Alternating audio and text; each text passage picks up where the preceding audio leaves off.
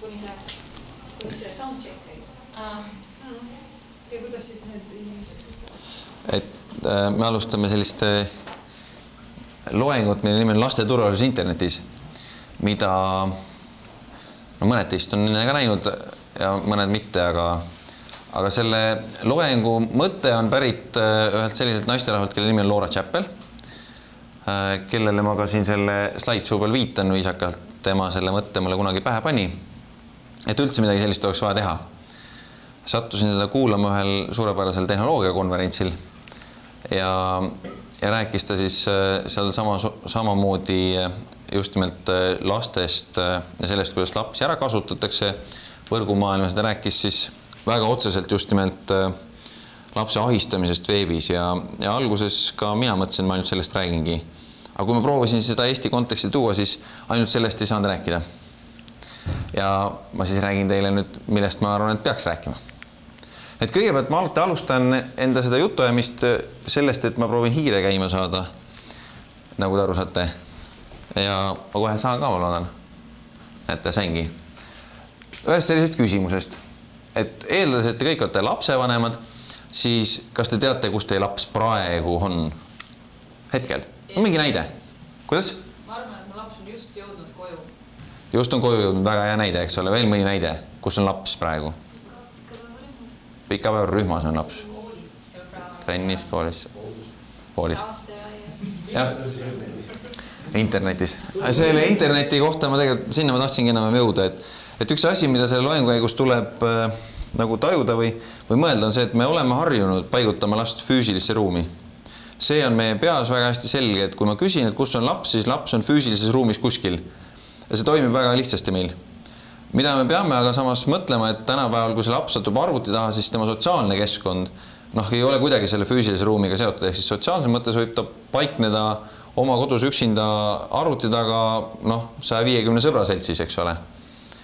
Ja see on see, mida peab mõtlema kogu aeg, et kui te paigutate last füüsilisse ruumi, siis paigutage ta ka mentaalsesse ruumi, et kellega ta parasjagu on ja mida ta seal parasjagu siis tegemas on, et mis on tema eesmärk selles suhtluses, kus ta parasjagu on. Ehk siis proovige alati mõelda selle peale, paaris kohas on äärmiselt oluline, et me seda mõtet jagame, et laps paikneb erinevates kohtades füüsilises ja mentaalses ruumis. Ja teine küsimus, mida ma alati küsin, on siis see, et mis ka on oluline kogu selle mõtte ülesehitamisel, et kas te usute, et teie lapsel on muresid, mida ta teile ei räägi? On teil mingi selline mõte kunagi tulnud, et minu lapsel võib olla mõni mure, mida ta mulle ei räägi? Kindlasti. Jah. Väga hea. Just. Et mina ka usun, et lastel on alati muresid, mida ta meil ei räägi. Minu lapsel näiteks oli selline mure, mis kuskilt poolt nagu välja ei paistnud, et ta oli tohutult rõõmus oma koolis käimise üle. Ma arvan, et ta oli nagu tõsiselt ka ettevalmistunud selleks, et ta hakkab kooli minema ja kevadel siis käis ta seal koolis tutvumisringil ja pärast seda ta oli paistis, et suhteliselt rõõmus ja roosa sellega, mida ta seal nägi. Ja 2 nädalat umbes läks sellest mööda, kui see koolivisiit oli olnud. Ja me olime sellest rääkinud minu meelest korduvalt, kuidas ta seal oli käinud. Ja ühel õhtul siis järsku ta nutis üksinda oma voodis. Ja küsimuse peale, et tervist, et kuidas talle see kõik meeldis ja mis talle kõik toimus seal, et sinna ma oli vastus kõik väga head olnud, et kõik oli ju tore ja käisid ringi ja keegi näitas, mis koolis toimub ja siis olid mingid õpetajad ja mängisid ja siis nad läksid lasteaeda tagasi. Ja ühel õhtul, kui ta nutis voodis, ma küsisin, miks ta nutab, et siis ta ütles, et aga mul ei rääkinud see tüdruk, kes meile seal näitas seda kooli, üldse mitte midagi. Et ta rääkis nagu kellelegi teisele seal, kes temaga koostöös oli, neil oli 2 peale 1 selline vanem õpilane, kes kooli tutvustas. Tema tundis, et ta on sellest nagu suhtlusest välja lõigatud. Ja ta oli tohutult kurb, et ta ei saanud aru, mida koolis peab tegema. Ja ta tuli koju ja ta tegelikult ei osanud seda kohe öelda, et ta ei saanud aru, mida koolis peab tegema. Ta oli veendunud samas, et kõik teised said aru. Ta oli veendunud, et kõikidele teistele räägiti, eks ole, ja mulle ei räägitud. ja umbes paar nädalat läks aega selleks, et ta tajuks, et mis siis läks katki. No miks ta ei ole rahul kõige sellega? Noh, kuigi kõik asjad üles loetus, kõik toimus, kõik oli, aga miks ei olnud nagu südames rahulolu, ta ei saanud aru selle õhtu nii, kuni ta üks õhtu tõesti nutmakas üksinda oma voodis mõeldes selle peale, kuidas kõik asjad olid. No ei tea, ja ehk siis see mure ei ole mitte alati sellest, et laps ei taha teile rääkida. Ta ei oskagi rääkida, ühel hetkel tal tuleb see teadmine, et mis mure tal on. Ja siis on vaja kuidagi ennast välja lasta ja siis ongi see koht, mida ma järgmisena küsin, et kui te usute sellesse esimesse fakti, et nagu lastel on muresid, mida nad teile ei räägi, kas te usute, et ta vajab seda kedagi, kellel rääkida? Eks ole, täiskasvanud inimestena me vajame ka seda, kelle õlal ajal nutta vahetavahe, eks ole, et see inimene on hästi vajalik. Või need inimesed, kes ei leia seda, kelle õlal ajal nutta, nendel on väga kurb elu. On ju nii? Sotsiaalvaldkonnas neid on hästi palju, eks ole.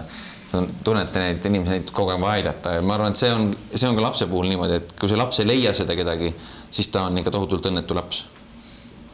Et eks ta kuskilt peab selle leidma ja Veep pakub nagu selleks väga palju võimalusi, aga samas see koht, et kui see laps tajub, et kedagi oleks vaja, on just see koht, kus tegelane, kellel ei ole kõige paremad kavatsused selle lapse suhtes, saab selle lapsega väga hea suhte luua.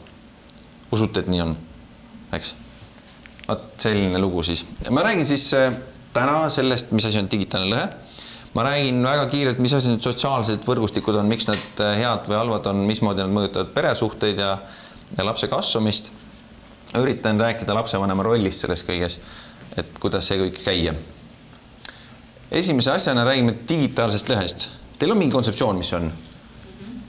Eks? See on arusaadav asi kuidagi kõigile. See on seal kirjas, eks ole? Et see digitaalne lõhe, et seda tasuks mõelda, et kuidas ta mõjutab sellist lapse kasvamist ja arenemist. Näide, mida ma siin alati kasutan, on Inglismaalt pärit. Ja et kui te mõtlete Eestis selle peale, et meil on olemas Helioni digitv. Kõik kujutate, mis on? Saade, vaatan Mõmmi Aabitsat siis, kui tahan, eks? Ja kui Mõmmi Aabits parasjagu ei meeldi, panen seisma. Tulen tagasi, vaatan edasi. Tajute, et niisugune televisioon on võimalik. Meil on see võimalik üsna vähe aastad ja ma ei tea, kui paljud teist on mõelnud, et see võiks lapse käitumist oluliselt mõjutada, et selline asi on olemas. Ja et sellest võiks tekkida teatud probleeme talle. Aga ma räägin siis sellest Suurbritannia poisist. Temaga siis juhtus niimoodi, et kui ta vanaema juurde läks, siis vanaema juures ta istus teleka ette ja hakkas lastsaadet vaatama. Ja vanaema oli seal kõrval ja siis ta tõusis püsti, ütles vanaemale, et vanaema pane pausi peale, ma lähen pissile. Vanaema ütles, et saa panna. Saad aru, telekast tuleb praegu saade. See ei jää seisma, et sa ei saa kuskile minna praegu, sa tahad vaadata, istu siin, kannata ära või mine käi pissile ära ja siis ei saadet. Sul on variandid, vali nende vahel. Laps oma ette ütles, et kuidas see vanaema ei saa aru, seal on see pausi nupp, vajuta seda ja siis ma lähen pissile ära, tulen tagasi, eks ole. Nende kahe vahel oligi see asi, mida nimetatakse digitaalseks lõheks. Et see arusaamine, mis asi on televisioon, oli kardinaalselt erinev. Ja need mudelid on algusest peale erinevad. Ehk siis televisioon selle lapse jaoks on algusest peale selline, kus sa paned saate mängima, paned seisma, paned mängima, paned seisma. See käib nii, nagu sa tahad. Ja teise jaoks see kontseptsioon televisioonist on see, kus tuleb mingi programm, algusest lõpuni jookseb läbi, eks. Ja ükskõik, kuidas me ei taha, need kontseptsioonid televisioonist on välja kujunenud, neid ei saa kuidagi ära vahetada. Üks võib õppida teisest aru saama, eks ole. Vanaema võib õppida, et nüüd on olemas ka selline televisioon, kus vahepeal saab pausi vajutada ja siis käib pissile ära ja siis tagasi tulla. Ja see laps võib ka õppida, et vanaema telekas on siuke televisioon, et kui seal ikka saade hakkab, siis hakkab ja ei saagi pissile minna. Ta õpib selle ära, eks ole, aga see on täiendus sellele esialgsele mudelile, mis on televisioon. Ja alati jäävad need kontseptsioonid televisioonist erinevaks, ei saa kunagi üheks. Ehk digitaalse lõhe juures ainukene, mida ma tahtsin siin välja tuua, on see, et me ei tohiks mõelda, et digitaalset lõhe saab kuidagi ületada, et niimoodi, et me kuidagi kasvame kokku, et need kaks kaljud, mis on teine teisel pool lõhet, et need kuidagi saavad üheks mäeks, ei saa. Et sinna jääb nagu see lõhe.